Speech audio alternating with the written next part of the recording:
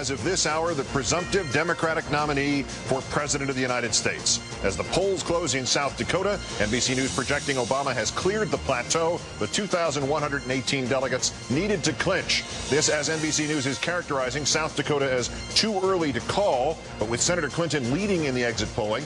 Yet between the 4.5 superdelegates declaring for Senator Obama at this hour and the minimum of 6 elected delegates he will get from South Dakota, the news again at this hour. Barack Obama is the presumptive Democratic nominee for President of the United States. At MSNBC and NBC News World Headquarters in New York, alongside Chris Matthews, I'm Keith Olbermann, and American history has met the 2008 presidential campaign.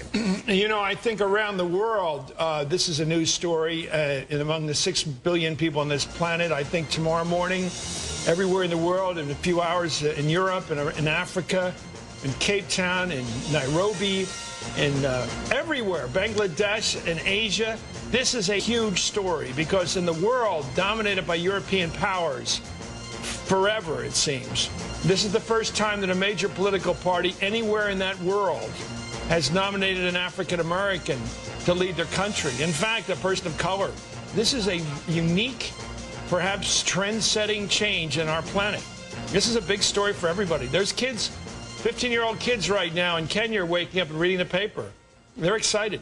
Barack Obama with a name like that, a familiar name in much of the world, but not here. They're saying something's up, and they're cheering. And even in the context of not just of the world of today, but of the world of the past, the country of the past 140 years, 145 years, of all the extraordinary turmoil in this nation about the issue of race. This may not be, as you pointed out last hour, this may not be the resolution by any stretch of the imagination of this constant friction on this subject in this country. But what a culmination of this road to this point this represents. If you go back from the earliest arguments in the Continental Congress about what to do about the issue of slavery in this country, right, and then throughout the independence process and the constitutional process, and the early years of the democracy, the Civil War, Reconstruction, the bailing out of Reconstruction, the 1876 deal that sentenced this country to Jim Crow. I mean, the extraordinary things that lead up to this moment really do provide that context that puts the tingle up your spine for all of this nation's history and for what's yet to come. I was lucky to be there when South African blacks were allowed to vote for the first time, where you had a true general election. I was with Bishop Tutu, a man of my age now, getting to vote for the first time, Archbishop Tutu, and I was with him. We had him wired. And he walked into that polling place and he said, this is a personal thing for me. This isn't just my people. This is me. I get to be a grown-up. I get to be a citizen now. He said this about this, what was going to happen tonight, last week, for the Chicago Tribune.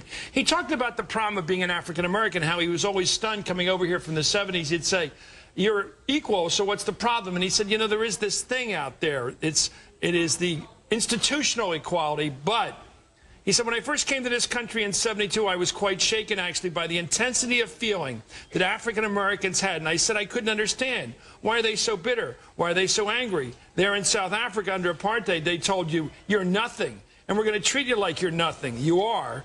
And don't ever hope to think you're going to have a chance of being treated differently.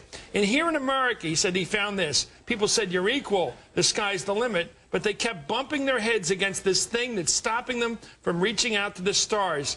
And he said all this, and then he said this wonderful statement about our country and Barack Obama. This is Archbishop Tutu, who was one of the people who fought against apartheid.